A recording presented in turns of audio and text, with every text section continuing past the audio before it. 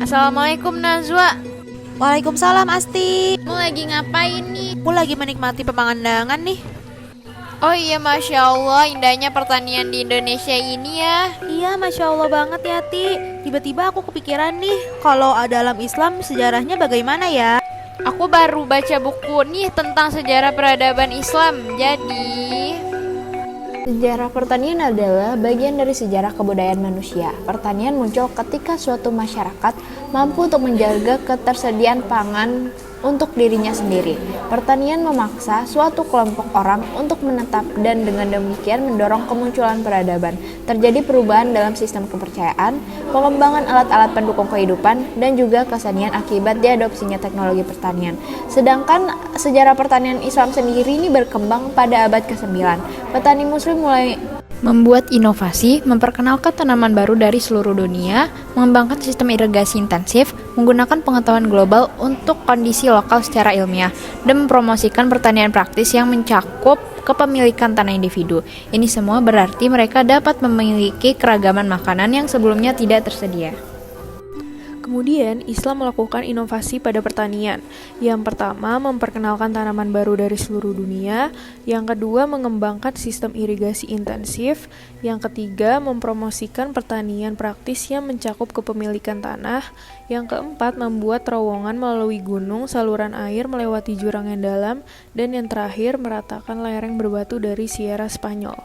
Selanjutnya, global knowledge dan scientific methods yang berawal dari pengembaraan muslim untuk mencari pengetahuan dan informasi, lalu pertukaran antar ahli menjadi semakin sering, dan dengan beragam pengetahuan yang berasal dari beragam wilayah geografis, muslim bisa memelihara kuda dan domba terkecil dan mengolah kebun sayur.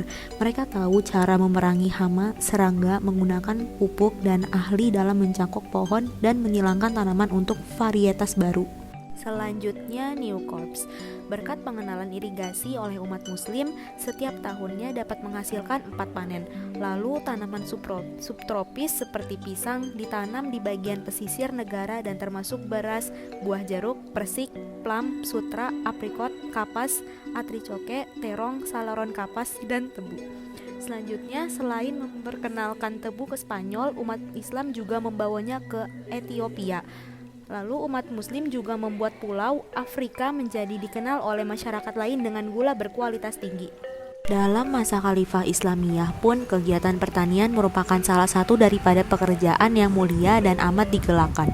Kepentingannya tidak dapat dinaifkan lagi apabila hasil industri ini turut menyumbang kepada hasil makanan negara selain merupakan sumber pendapatan petani. Setelah berkembangnya tanaman baru, umat muslim mulai menyadari banyak tanaman yang memerlukan banyak air, namun air terbatas. Maka dari itu, terbentuklah sistem irigasi. Sistem irigasi ini tidak dibuat dengan pompa listrik dan pipa plastik, melainkan dengan peralatan cerdik pada masanya. Muslim ahli dalam menaikkan air beberapa meter, menjamin aliran yang konstan dengan menggunakan pompa dan roda yang tidak semodern saat ini. Oke teman-teman, sekarang kita beralih ke tokoh-tokoh pertanian dalam sejarah muslim. Yang pertama ada Ibnu Al-Awam.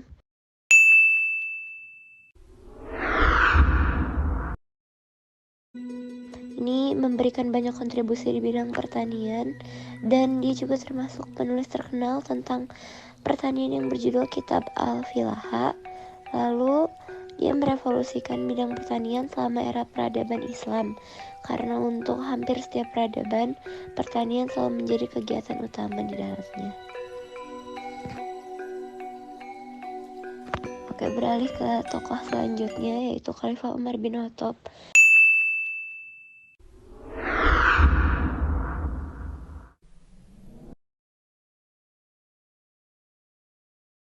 Di mana Khalifah Umar bin Khattab ini sudah banyak membuat kebijakan untuk memajukan bidang pertanian, lalu penggarapan lahan yang mati dan pengampingan tanah, dan memaksimalkan peranan pengembangan pengelolaan lahan dan pengelolaan lahan yang dilindungi pemerintah juga, serta pengaturan pengalokasian bumi dan pengelolaan air. Lanjut ke tokoh yang terakhir, ada Al-Masyudi.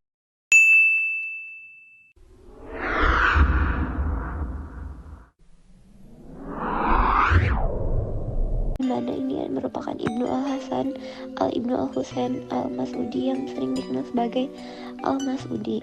Beliau merupakan sejarawan sekaligus penjelajah muslim yang terkenal di abad ke-10. Beliau menulis pengenalan agrikultur tentang pohon jeruk dan citron. Lalu beliau juga tercatat sebagai saintis awal yang mencontohkan beberapa aspek dalam evolusi.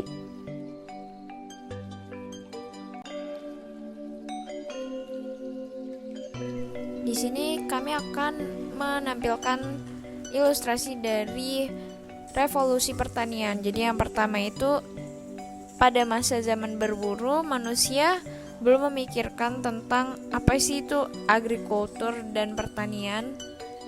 Mereka sibuk mengumpulkan makanan dan mulailah zaman di mana manusia mulai menyadari bahwa pertanian juga penting untuk memenuhi kebutuhan pangan manusia pada zaman dahulu selain daripada hewan buruan.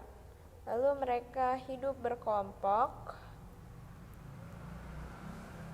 Setelah itu mereka mulai menyadari bahwa bercocok tanam sangat bermanfaat, sehingga manusia zaman dahulu mulai mengembangkan alat-alat pertanian dan juga sistem-sistem pertanian.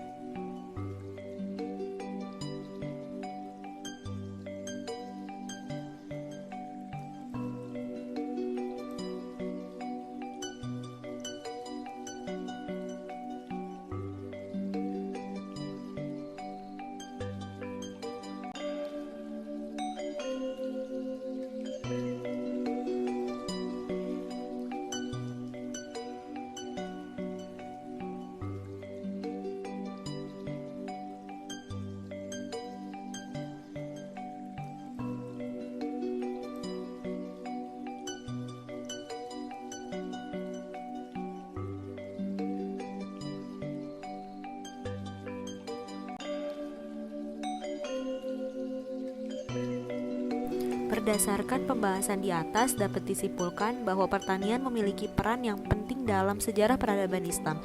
Sejarah pertanian adalah bagian dari sejarah kebudayaan manusia. Pertanian muncul ketika suatu masyarakat mampu untuk menjaga ketersediaan pangan bagi dirinya. Dalam sejarah peradaban Islam pernah menuliskan beberapa catatan sejarah mengenai kemajuan dalam bidang pertanian pada zaman kejayaannya. Di antaranya adalah tertulis dalam kitab Al-Filaha. Melihat situasi pertanian di Indonesia yang semakin lama semakin menurun di era globalisasi ini karena beberapa hal, maka dari itu kami akan menampilkan video dari Kementerian Pertanian Indonesia agar kita sebagai generasi muda Indonesia lebih aware lagi di bidang pertanian. Sebagai tonggak sejarah kebudayaan manusia, pertanian memiliki peran yang besar terhadap keberlangsungan hidup masyarakat Indonesia. Menjadi salah satu faktor pembangun identitas bangsa, hasil pertanian di tanah Ibu Pertiwi telah tersohor sampai ke seluruh dunia. Dimulai dari para petani yang memangkul cangkul dan garut tanpa mengeluh, sektor pertanian tidak pernah berhenti melangkah maju.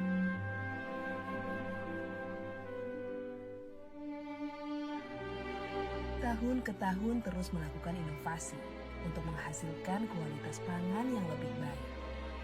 Kini dengan adanya peralatan Al-Sintan, selain pengelolaan agraria menjadi lebih mudah, proses panen dan pasca panen menjadi lebih efisien dan juga cepat. Tangan-tangan terampil yang turun-temurun membangun kehidupan pertanian. Jangan sampai kehilangan penerusnya.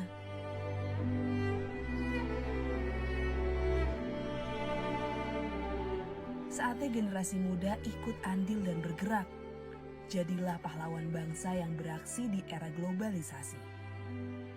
Bersatu padu melanjutkan nafas sektor pertanian di negeri ini.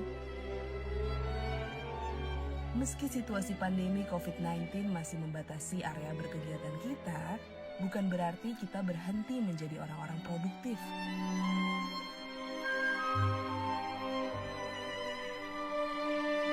Bercocok tanam bisa jadi pilihan kegiatan yang positif selama berada di rumah. Informasi tentang cara bercocok tanam kini dapat diakses secara luas. Siapa saja dapat melakukannya.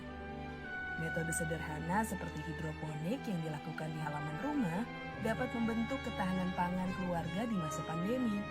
Menanam sayur mayur untuk mengkonsumsi sehari-hari, atau tanaman-tanaman yang dapat menjadi obat keluarga. Hasil panen pasti terjamin kebersihannya, serta aman untuk dikonsumsi.